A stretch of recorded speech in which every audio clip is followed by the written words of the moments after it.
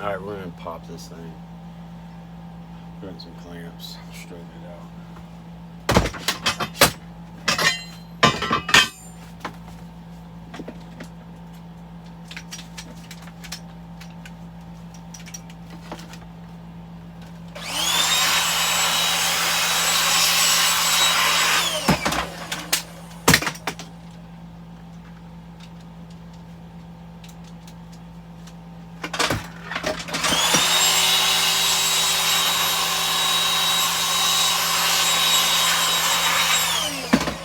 Got a nice mold on that one.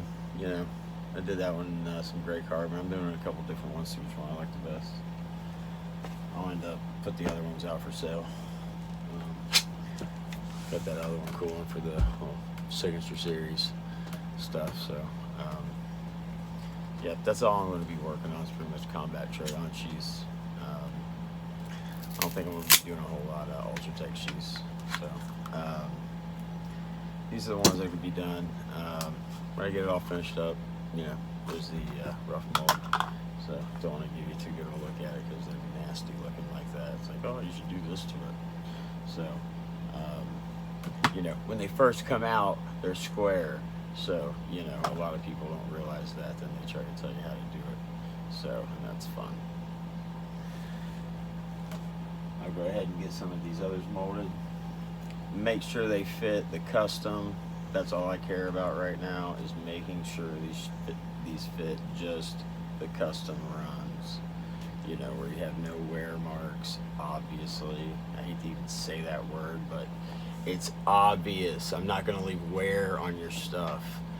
So, you know, don't ask me that question anymore. Just go away if you got to ask me that question.